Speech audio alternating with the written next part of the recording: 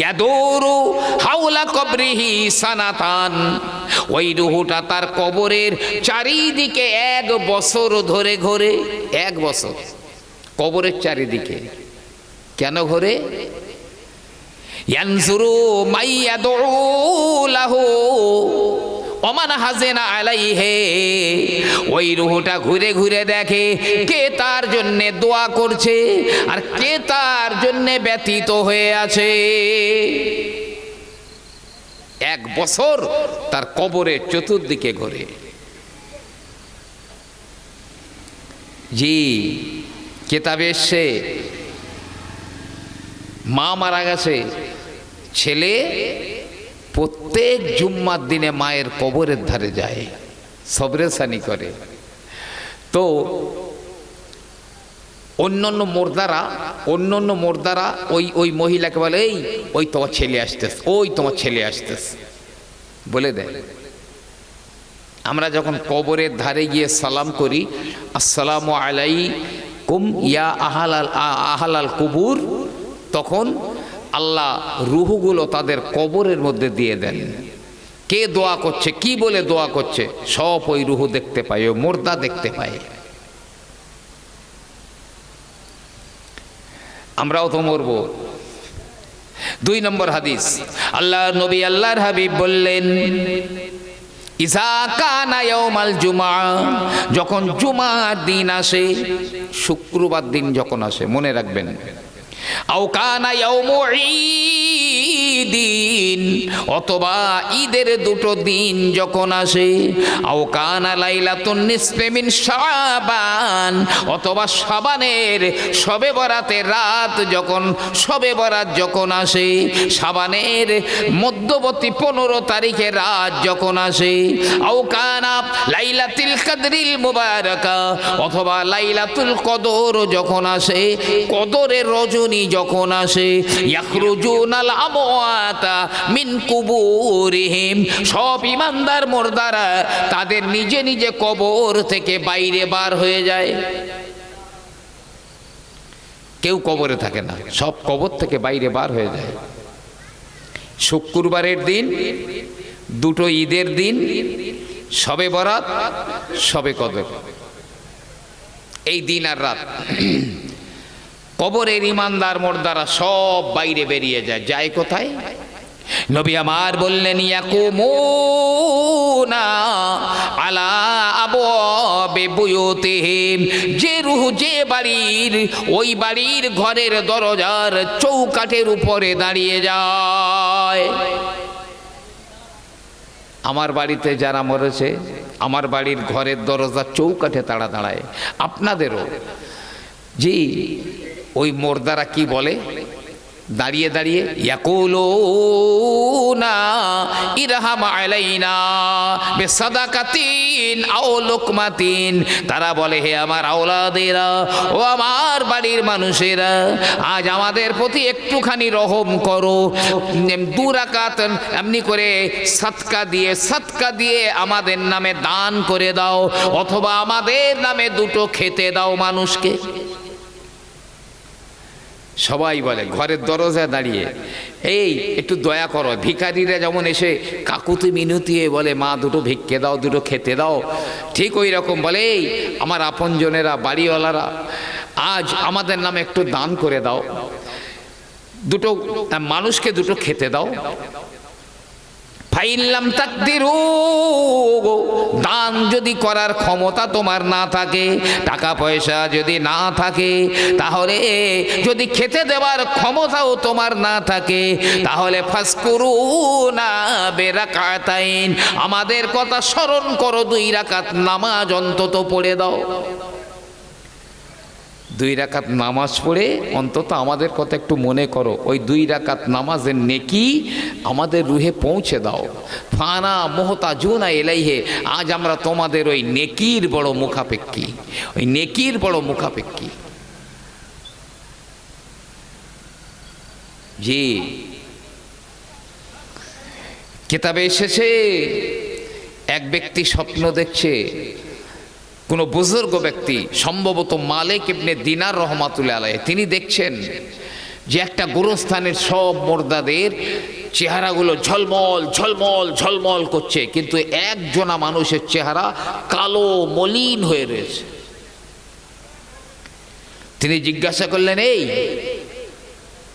এই সব মানুষের চেহারাগুলো এত সুন্দর, তোমার চেহারাটা এত কালো কেন, এত মলিন কেন? বলছে, দেখুন, ওদের আপনজনেরা ওদের নামে নেকি পাঠায়, ওদের নামে নেকি পাঠায়, সেই নেকি ওদের চেহারাগুলো পূর্ণিমার চাঁদের মতো করে দিয়েছে। আমার একটা ছেলে আছে, তা সে আমার কথা জীবনে মনে করে না, আমার কাছে নেকি পৌঁছায় না, তাই বড় কষ্টে আছে। আমি ওদের কাছে খুব লজ্জিত, বাকি মুর্দাদের কাছে আমি খুব লজ্জিত। সবাই বলে, এই তোমার ছেলে আসে না? ওই ব্যক্তি ঘুম ভেঙে ওই ছেলেটার কাছে বলল, তোমার আব্বা জানের অবস্থা এমন এমন হয়ে রয়েছে। ওই ছেলে বলল, হুজুর, আমি তওবা করে নিলাম, আমি আর কোনোদিন আমার পিতাকে ভুলে যাব না, আমি আমার পিতার জন্যে এখন থেকে নেকি পাঠানো শুরু করব। কয়েকদিন পরে তিনি স্বপ্নে দেখেন ওই ব্যক্তির চেহারাটাও অন্যান্য মুর্দাদের চেহারা যেমন উজ্জ্বল ছিল, তার চাইতে অধিক উজ্জ্বল হয়ে আছে। ভুলে যাবেন না, এই কবর দেওয়া হবে তো। ইজা উকবেরাল মাইয়েতা আতানিল মালাকানে আসওয়াদানে ইলা আখে। নবী পাক বলছে, মানুষকে যখন কবর দেওয়া হয়, কবরে মাটি চাপা দেওয়া হলো, এবার আমরা চলে যাচ্ছি, জি, তার কবরে দুটো ফেরেশতা আসে, মুনকার আর নাকির। চোখগুলো গামলার মতো, নবী বলছেন গামলার মতো বড় বড় নীল বর্ণের, দাঁতগুলো গরুর শিঙের মতো লম্বা লম্বা, সারা গায়ে দেহে পশম, হাতে বড় হাতুড়ি। কতক্ষণ পরে মুর্দা কবরে জিন্দা হয়? নবী পাক বলছে, তোমরা কবর দিয়ে বাড়ি চলে যাচ্ছ, তার মধ্যে ও মুর্দা জিন্দা হয়ে তোমাদের পায়ের আওয়াজ শুনতে পায়। তোমরা যে কবর দিয়ে বাড়ি যাচ্ছ, ওই দবদবানি পায়ের আওয়াজ ওই মুর্দা জীবিত হয়ে শুনতে পায়। কত তাড়াতাড়ি আসে!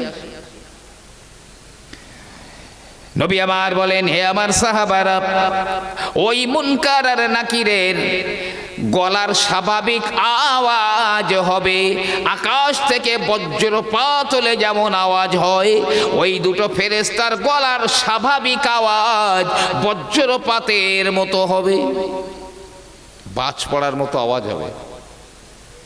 কিন্তু ওই ফেরেশতা স্বাভাবিক নিয়মে কথা বলবে না, ধমক দিয়ে কথা বলবে। আরে স্বাভাবিক আওয়াজ যদি বাজ পড়ার মতো হয়, ধমক দেওয়া আওয়াজ কেমন হতে পারে? জি, রবকে, নবীকে, ধর্ম কি, তিনটে প্রশ্ন। যে জবাব দিতে পারবে তাকেও 4 নম্বর একটা প্রশ্ন করা হবে, যে জবাব দিতে পারবে না তাকেও 4 নম্বরে আর একটা প্রশ্ন করা হবে। জি হ্যাঁ, পীর জুলফিকার আহমদ নকশবন্দি লিখছেন, যে জবাব দিতে পারবে তাকে জিজ্ঞাসা করবে, তুমি এই প্রশ্নের জবাব জানলে কি করে? মায়ুদ্রি, তুমি জানলে কিভাবে? প্রশ্নের জবাব ওই মুর্দা বলবে, কারাতু কিতাব আল্লাহে ওয়া আমানতু বিহি ওয়া সাদ্দাকতুহু। আল্লাহর কিতাব কোরআন শরীফটা আমরা তেলাওয়াত করেছি এবং তার উপরে ঈমান এনেছি, ওই কিতাবকে সত্যায়ন করেছি, ওই কিতাবের ভিতরে এর জবাবগুলো পেয়ে গিয়েছি। সঙ্গে সঙ্গে আওয়াজ হবে, হ্যাঁ হ্যাঁ, আমার বান্দা ঠিক বলেছে। ওর কবরে জান্নাত থেকে ৭৭খানা দরজা খুলে দে। একটা দুটো দরজা নয়, ৭৭খানা দরজা খুলে দেওয়া হবে। এখন যে জবাব দিতে পারবে না তাকেও বলবে, মা দাঁড়াইতা অমা তালাইতা, এই তুমি কোরআন তেলাওয়াত করুনি, তুমি কি জানোনি? দুই কানের মাঝখানে, নবী পাক বলছেন, দুই কানের মাঝখানে এই মাথার এই জায়গাটায় ওই যে হাতুড়ি গাড়াম করে মারবে, 70 গজ মাটির নিচে ঢুকে যাবে এক বাড়িতে। নবী বলছেন ওই হাতুড়ি এত ভারী, সারা দুনিয়ার যত জিন আর ইনসান রয়েছে সব একসঙ্গে মিলে যদি মনে করে একটুখানি এরম নাড়িয়ে সরে দেবো, তাম দুনিয়ার জিন ইনসান মিলেও পারবে না। সেই হাতুড়ি ফেরেশতারা ছড়ির মতো ব্যবহার করবে। 70 গজ নিচে ঢুকে গেল, খামচা মেরে ওখান থেকে টেনে তুলে আনবে, ঠিক হয়ে যাবে, আবার মারবে। এইভাবে ওর আযাব দেওয়া হবে। কেন? তোমার ব্রেন দেওয়া হয়েছিল কোরআন তেলাওয়াত করে বুঝে আমল করার জন্যে, কিন্তু তোমার সেই ব্রেনটা তুমি সেই কাজে লাগাওনি, এই জন্যে তাকে সাজা দেওয়া হবে। নেক আমল যদি করি আমরা, লাভ কার জানেন? মানুষের বডিগার্ড ফেরেশতা আছে, আল্লাহ আমাদের কাছে বডিগার্ড ফেরেশতা রেখে দিয়েছেন, আমরা দেখতে পাই না। যেমন এই গলার হুলকুনির ভিতরে একটা ফেরেশতা রাখা রয়েছে, আমাদের আল্লাহ রেখে দিয়েছেন। ওর কাজ কি জানেন? দেখবেন গলার এই জায়গায় একটা চামড়া মতো ঝোলা রয়েছে, আমরা আলজিব বলি, আসলে ওটা একটা চামড়ার পর্দা। ওখান থেকে রাস্তা দুটো, একটা শ্বাসনালী, একটা খাদ্যনালী। আমরা যখন খাবার গিলি ওই ফেরেশতা ওই পর্দা দিয়ে আমাদের শ্বাসনালীটা বন্ধ করে দেয়, খাদ্য ঢুকে গেলে তারপরে ছেড়ে দেয়। ওইখানে যদি ফেরেশতা না থাকতো তাহলে কবে এক লোকমা খানা শ্বাসনালীতে ঢুকে গ্যারেজ হয়ে যেতাম আমরা। ইমানদার আল্লাহওয়ালা মানুষরা যখন মারা যায়, ওই বডিগার্ড ফেরেশতারা সব আসমানে চলে যায়। আমার আল্লাহ পাক বলেন, এই ফেরেশতারা আসমানে কেন এলে? ওই ফেরেশতারা বলে, মাওলা রে, তোমার ওই নেক বান্দা বা বান্দি তো মারা গিয়েছে। আমার আল্লাহ বলেন, তাতে কি হয়েছে? এখানে আসমানে জায়গা নাই, আমার ফেরেশতারায় ভরা রয়েছে। এখানে জায়গা নেই, যা চলে যা। জিকির আজকার তসবিহ তাহলিল কিয়ামত পর্যন্ত করতে থাক, আমার জিকির আজকার কর, তসবিহ তাহলিল কর। আল্লাহ তাআলা দুনিয়ায় গিয়ে করব? আমার আল্লাহ রাব্বুল আলামিন বলেন, না না না, দুনিয়াতে আমার মখলুকে ভরা রয়েছে, দুনিয়াতেও জায়গা নাই। আমার আল্লাহ বলে, যা তসবিহ তাহলিল কর, জিকির আজকার কর। কোথায় গিয়ে করব আল্লাহ? আমার আল্লাহ বলে, আমার যে নেক বান্দা বা বান্দি মরে গেছে, ওর কবরের উপরে বসে কিয়ামত পর্যন্ত জিকির আজকার তসবিহ তাহলিল কর। তোদের ওই জিকির আজকারের নেকিগুলো নিয়ে আমি আমার বান্দা নেকির পাল্লায় চাপিয়ে দিয়ে, আমি ওর নেকির পাল্লা ভারী করে দিয়ে জান্নাতের আলা মাকাম দান করব। আমার বডিগার্ড ফেরেশতারা জি কবরের উপরে বসে আল্লাহর জিকির আজকার করবে। কিন্তু যদি বৎকার, কাফের, বেঈমান, পাপাচার এরা মরে যায়, তো এদের ফেরেশতারাও আসমানে যায়। আমার আল্লাহ বলে, এখানে কেন? বলে, আল্লাহ তোমার এই বৎকার বান্দা তো মরে গেছে, তাই কি হয়েছে? এখানে জায়গা নেই, যা ওর নামে অভিশাপ দে, কিয়ামত পর্যন্ত অভিশাপ দে। ওর কবরের উপরে বসে কিয়ামত পর্যন্ত অভিশাপ দে। তোদের অভিশাপগুলো নিয়ে ওর জন্য ওর জাহান্নামের আগুনটা আরো আমি উত্তপ্ত করে দেব। পাপাচার, বৎকার, কাফের, বেঈমান, ওদের বডিগার্ড ফেরেশতারা ওর কবরের উপরে বসে কিয়ামত পর্যন্ত কে অভিশাপ দেয়। জি সাহাবায়ে কেরামেরা বললেন, ও আল্লাহর নবী গো, কেমন করে আপনার উম্মাতেরা জবাব দেবে? ওই ভয়ঙ্কর চেহারার ফেরেশতারা মাথার কাছে হাতুড়ি নিয়ে দাঁড়িয়ে থাকবে, কিভাবে জবাব দেবে? আমার নবী পাক বললেন, ঈমানদারদের জন্যে আমার আল্লাহ পাক ও জবাবটা আসানির সঙ্গে বার করে দেবেন। সাপোজ ফেরেশতার চেহারা দেখে কেউ ভয় পেয়ে গেছে, ওর জবাব জানা আছে কিন্তু বলতে পারছে না ভয়তে, সঙ্গে সঙ্গে ওর কবর থেকে একটা রাস্তা বেরিয়ে যাবে, একদম আলোয় ঝলমলে একটা রাস্তা বেরিয়ে যাবে। আর ওই রাস্তা দিয়ে একজন সুন্দরী মহিলা দৌড়ে দৌড়ে তার কবরে চলে আসবে। এই ফেরেশতারা দাঁড়াও, এই মুর্দাকে বিরক্ত করো না, আমি বলছি, আমি ওর জবাব দিয়ে দিচ্ছি। ওই মহিলা ওই মুনকার নাকিরের জবাবগুলো সব দিয়ে দেবে। এখন আল্লাহ বলবে, এই আমার বান্দার কবর ছেড়ে দে, ওর কবরটা জান্নাতের বাগান বানিয়ে দে। মহিলা যেমন এসেছিল চলে যাচ্ছে। ওই মুর্দা বলবে, হে মহিলা দাঁড়াও দাঁড়াও দাঁড়াও গো, আমি তো চিনতে পারলাম না গো, আমার আপনজনের গো, আমাকে কবর দিয়ে যে যার মতো বাড়ি চলে গেছে, একা ফেলে রেখে গেল, আমার এই বিপদের সময়ে কে তুমি, পরিচয় দাও, এত বড় উপকার আমাকে করলে। ওই মহিলা বলবে, আয় আল্লাহর বান্দা, চিনতে পারলে না গো, আমি হলাম তোমার জীবনের নেক আমল। আমার আল্লাহ পাক তোমার নেক আমলগুলোকে সুন্দর মহিলার আকৃতি দিয়ে তোমার কবরে আমার আল্লাহ পাঠিয়ে দিয়েছেন। আমি আছি যতক্ষণ তুমি রব্বুল আলামিনের জান্নাতে না যাবে, ততক্ষণ আমি তোমার সঙ্গে আছি। কেউ যাবে না, যে যত বড় আপনজন হোক, নেক আমল সঙ্গে যাবে। আহা, কিন্তু যারা পাপাচার, কাফের, বেঈমান, কবর দেওয়া হলো, ফেরেশতার জবাব দিতে পারছে না, ওর কবর দিয়ে আর একজন কদাকার কুৎসিত একজন মহিলা ওর কবরে চলে আসবে। বিশাল ভয়ঙ্কর চেহারা, দুর্গন্ধ, গায়ের থেকে দুর্গন্ধ বার হয়। বলবে, ফেরেশতারা, এ বদকার, এ পাপী, এ বেঈমান, দেরি করিস না, ওর কবরটা আগুনে ভরে দে, ওর আল্লাহর আযাবটা ওর উপরে চাপিয়ে দে। মুর্দা বলবে, আরে হতভাগিনী, কে কে তুই?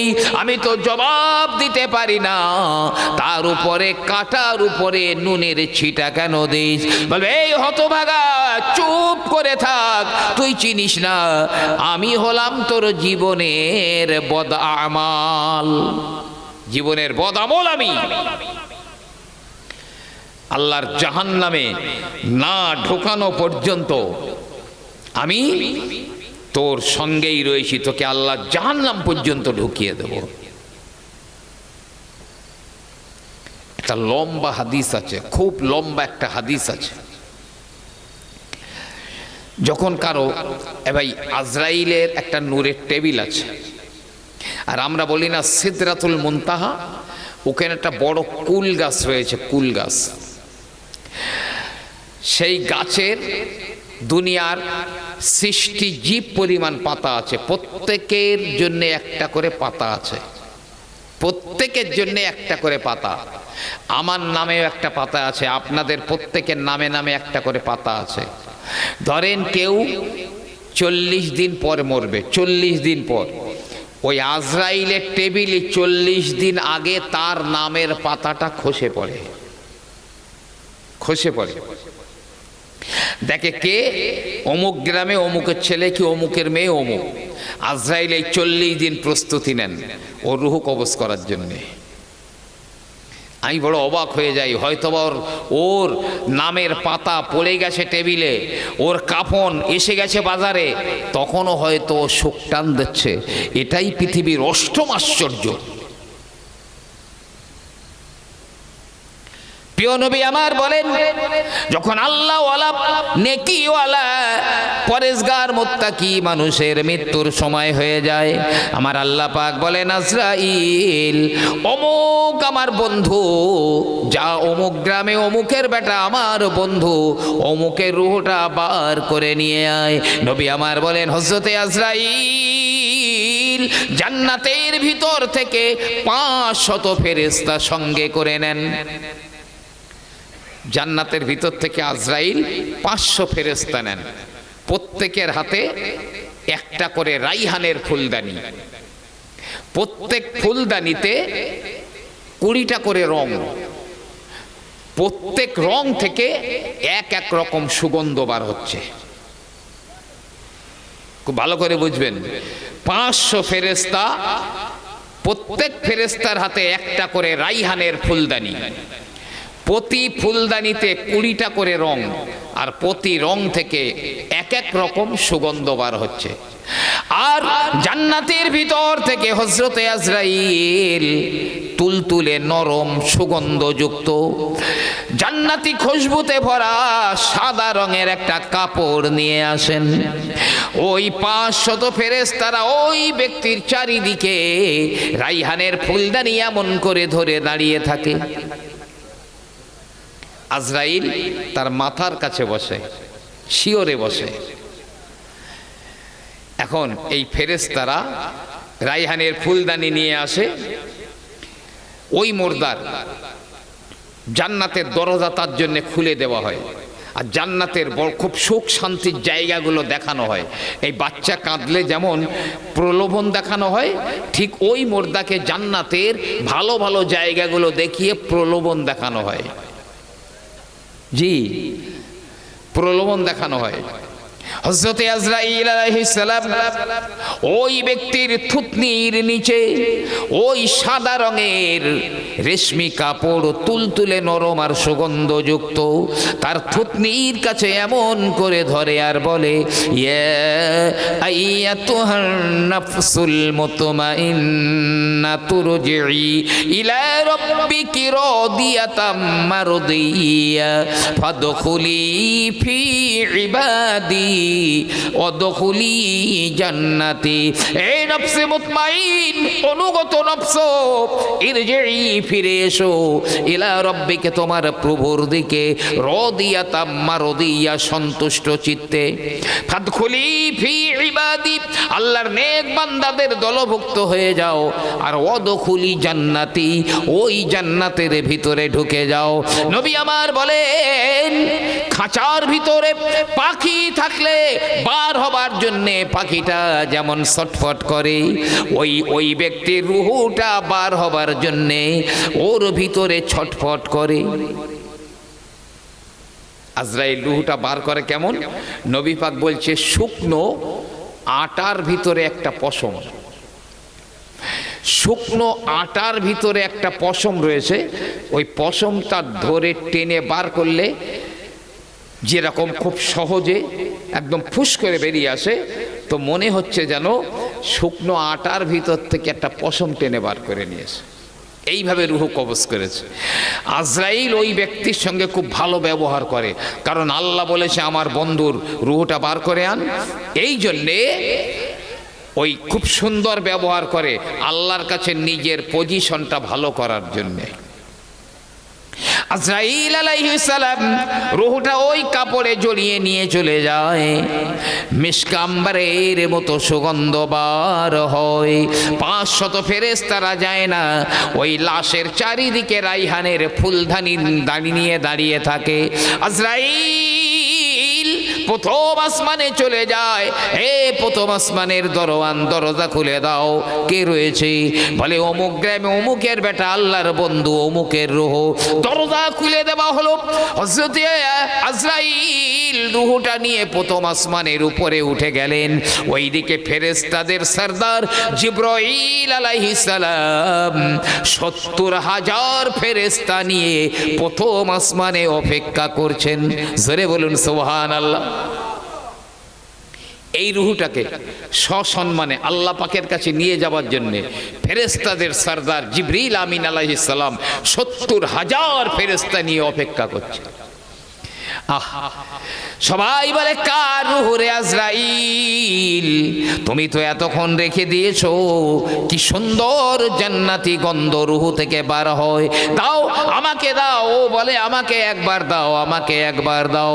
এইভাবে ওই রূহটাকে ইস্তিকবাল করি হযরতে জিবরাইল আমিন আমার আল্লাহ রাব্বুল আলামিনের দরবারে নিয়ে যায়। সঙ্গে সঙ্গে রূহটা আল্লাহু আকবার বলে সাজদায় পড়ে যায়। আল্লাহ বলে, এর নামটা ইল্লিনে লিখে দাও, 7 আসমানের উপরে ইল্লিনে লিখে দাও, রূহটা দুনিয়াতে পাঠিয়ে দাও, কিছু কাজ বাকি আছে। মুর্দার চারিদিকে ফেরেশতারা রাইহানের ফুলদানি নিয়ে গোল হয়ে দাঁড়িয়ে রয়েছে। নবী আমার বলেন, তোমরা যখন গোসল দাও, ওই লাশকে যখন গোসল দাও, ওই 500 ফেরেশতারা গোসলের কাজে তারাও শামিল হয়ে যায়। শুধু আমরা গোসল দেইনি, ওই 500 ফেরেশতারাও ওই গোসলের কাজে থাকে। গোসল দেওয়া হয়ে গেল, নবী আমার বলেন দুনিয়ার আতর গোলাপ তার গায়ে লাগানোর আগে জান্নাতি আতর গোলাপ ফেরেশতারা তার গায়ে লাগিয়ে দেয়। দুনিয়ার কাফন তাকে পরিয়ে দেওয়ার আগে জান্নাতি কাফন ফেরেশতারা ওই মুর্দার গায়ে পরিয়ে দেন। জি, আমরা চোখে দেখতে পাই না। লাশ যখন নিয়ে যাওয়া হচ্ছে খাটিয়ায় করে, এই 500 ফেরেশতা রাস্তার দুই ধারে লাইন দিয়ে দাঁড়িয়ে গিয়েছে, যে ওই রাইহালের ফুলদানি ধরে আছে আর ওই মুর্দার জন্য মাগফিরাত করছে।